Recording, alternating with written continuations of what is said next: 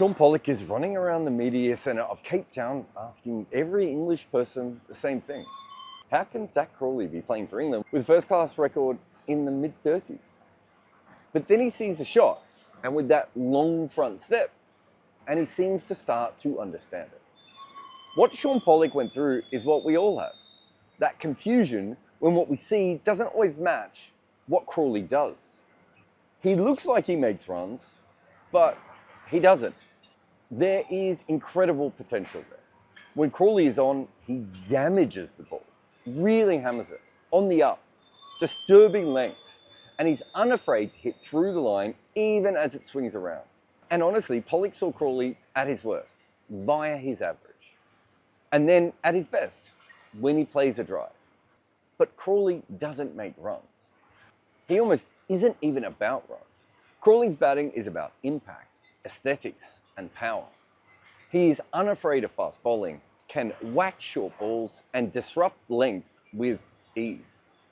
He cannot make any runs though. He was picked for England without making a lot of runs, and he's not made a lot of runs since then. For Kent, he's gone at less than 33.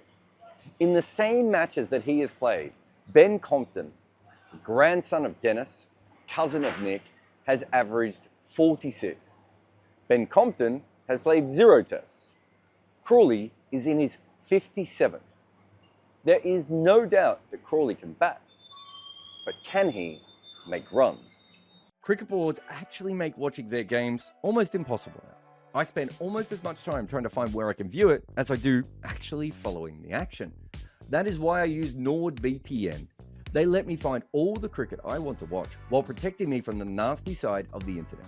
Nord will free your cricket matches. Grab your exclusive NordVPN deal by going to nordvpn.com/good areas to get a huge discount off your NordVPN plan plus 4 additional months on top. It's completely risk-free with Nord's 30-day money-back guarantee. Watch every match with NordVPN. Ken Rutherford played 56 test matches for New Zealand in the 1980s and 90s. And it's incredible that he got that many. In his first series, he was forced to open, even though that definitely was not his spot, against a great West Indian attack that had John Garner, Holding, and Malcolm Marshall. After 4 tests in that series, he'd made 12 runs with an average of 1.71. He would eventually make a career for himself as an attacking middle order player who infrequently played big shots. He was seen so highly by New Zealand cricket that he became captain. But his average never, not even for one moment, went above 30. So he qualifies as one of the lowest averages in the history of specialist test batters. Now clearly, Rutherford never quite cracked the test game. But you'd be wrong to think that he couldn't bat. He had several years where he made really good first-class runs in a row.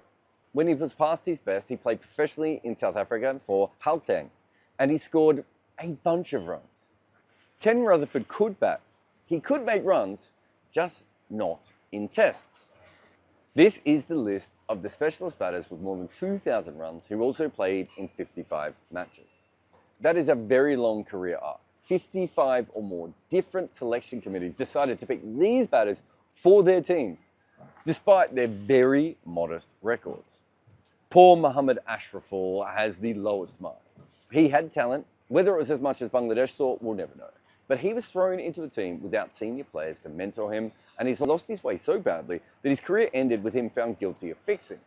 Before that, he really struggled in tests. Sid Gregory was part of a very famous family in early cricketing Australia, and his career was epic.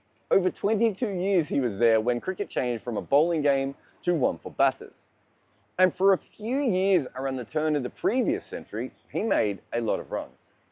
Sadly, he made none before or after that. But he was a great fielder, and so he kept his spot. Alistair Campbell and Grant Flower combated the new ball for Zimbabwe in a challenging time to be a batter in the 1990s. Their job was simply to make it easier for their talented middle order, and they both did it without really making big runs themselves. Jermaine Blackwood and Craig Brathwaite play for the very same team as each other, but they are entirely different batters. Blackwood is a number 6 who whacked them, and Brathwaite was the top order player who basically has tried to keep his team together. The latter did his role well, and the former was a hell of a lot of fun. And all of these guys were good enough to play a lot of tests, but struggled. And within them is Zak Crawley. He was played young, but he wasn't thrown in like Ashraful. He had family connections, but absolutely nothing like Gregory. He was a top order player with a clear role, but not anything like the two Zimbabweans. And maybe he is like a weird combination of the two West Indians, but nothing really like either of them. But the one thing that he has common with all of these people is that Zak Crawley has one of the worst batting averages of any specialist batter ever. And in some ways, average is a bit of an unfair way to look at things because it can be warped by eras and wickets. Poor Gregory started playing on wickets with actual little chunks of shit on them, right? So let's look at the match ratio of each player compared to the top 6 batters in the games they were playing. Here, Ashraful doesn't do very well. He was 36% worse than the other batters in his matches. Whereas Brathwaite's career is almost par, right? He's just been on a lot of tricky wickets. Crawley is 19% worse than other batters in the matches he's played. That is an awful long way from par. If we look at it by era and then factor in batting position, someone like Gregory struggles even more. But Crawley doesn't. Compared to the other opening batters in this pace-playing pandemic, he's just slightly under par. And this doesn't actually factor in his strike rate, which gives him another good boost.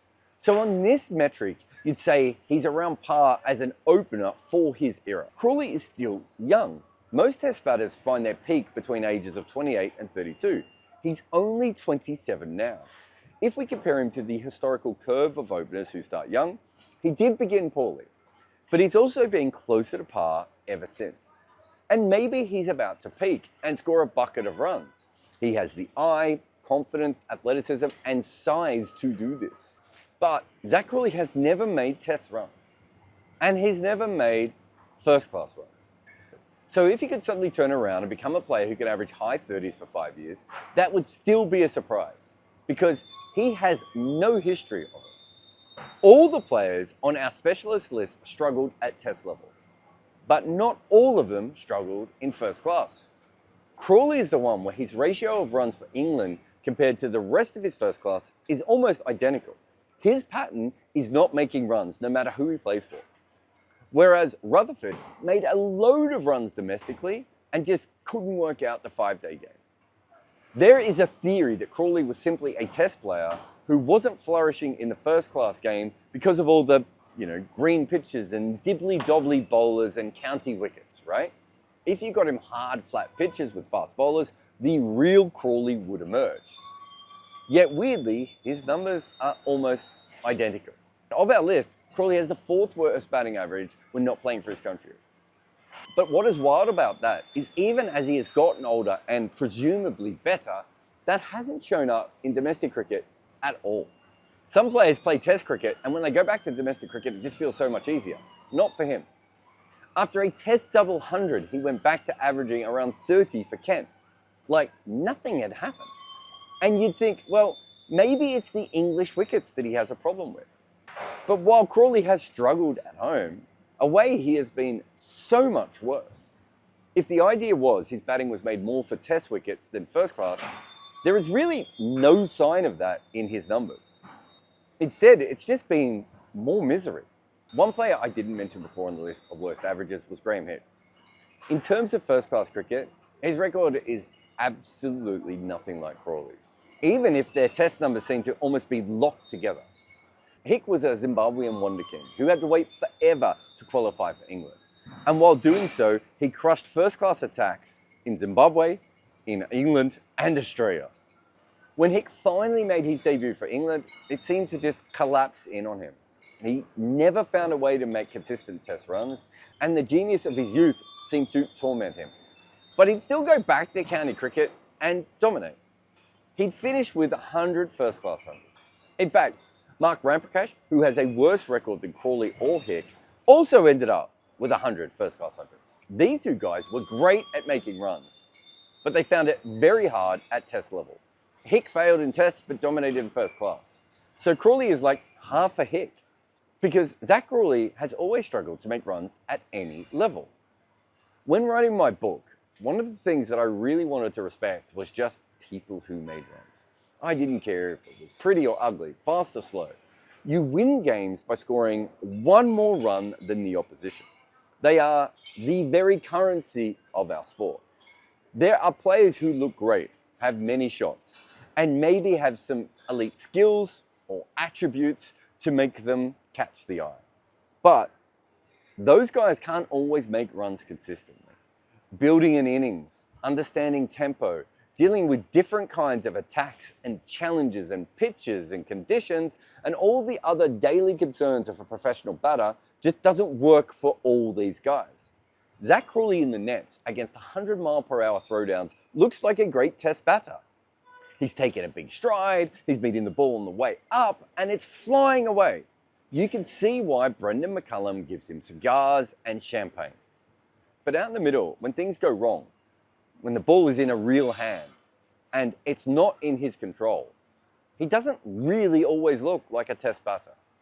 He gets lost. His large limbs suddenly work against him as he's out too cheaply again. Today, his plan against one of the best bowlers in the history of the sport was to run down the wicket and close off his technique. At one stage to Akash deep, he almost got bowled when he ran down on the offside of the wicket, exposing all three of his stumps behind his bum.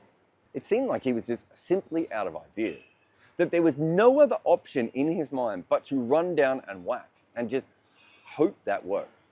And ironically enough today, the person he went out to was Nitish Kumar Reddy, who is bowling sub 80 miles an hour little wobblers. He basically went out to another county bowler, which I suppose at the very least is on brand.